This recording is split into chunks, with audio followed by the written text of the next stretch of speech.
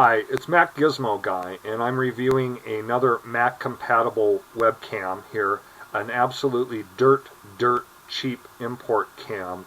And I may have to lean into the microphone and talk loud because I found that in testing I've had to redo this video segment several times over, capturing in QuickTime Player to make sure that the volume level was high enough. As you can see, this camera has absolutely great razor-sharp optics. For a $20 webcam and just a plain fixed focus lens, no fancy glass or that, this camera has a really good razor-sharp image. However, like many of the low-end webcams I've tried, you can sort of tell my skin is purplish, and so the color balance is not very good on this. And the volume level, in testing after testing, I had to go into system preferences, into USB microphone, and drag it way up in order to do that. So it's unfortunate. Every time I think I find a really good bargain camera, there's always some sort of trade-offs.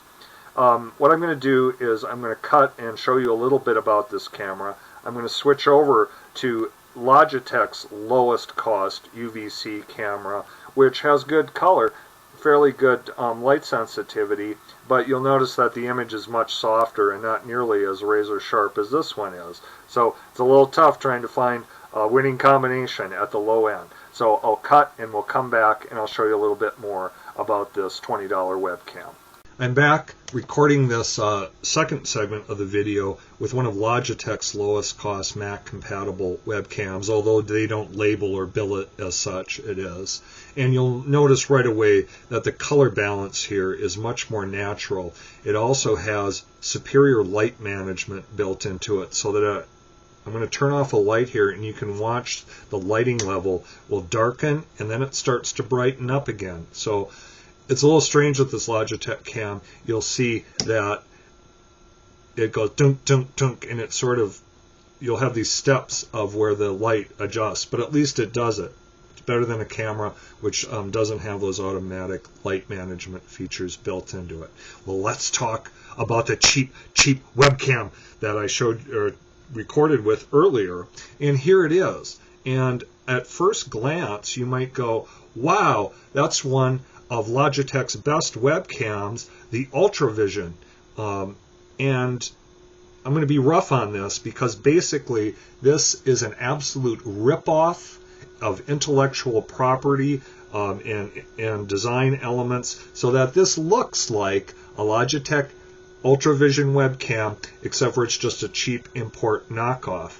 Like I said, the image quality was razor sharp. It just has a fixed focus. It's not an adjustable lens, doesn't have great glass optics.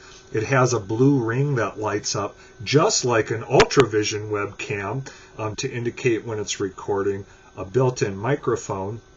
And here on the end, it has a little push button so that if you were using Windows, this would activate a still snapshot function of it.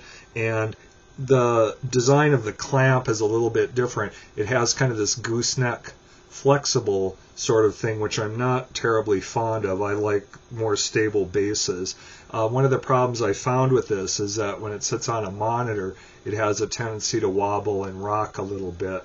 I don't consider that an ideal design. However, it is Mac compatible. It doesn't cost very much money. It does have a good sharp image, but it's purplish like too many other cheap driverless cams that I've tried. It may be the right one for you. Why don't you visit my website, Mac Compatible Webcam, and there in the fine print you'll find this listed, as well as some other cameras that you might be interested in for like your Mac Mini or your Pro Tower or whatever Mac you have that doesn't have a built-in iSight camera. You do need USB ports, 2.0 speed ports, to take advantage of these driverless new UVC webcams. So as long as you got USB 2 ports, these cameras pretty much work without any drivers needed. Just plug and play. You don't need to dink around with MacCam drivers or whatever. You just plug it in and it pretty much works. All right, that's it for this episode from MacGizmoGuy.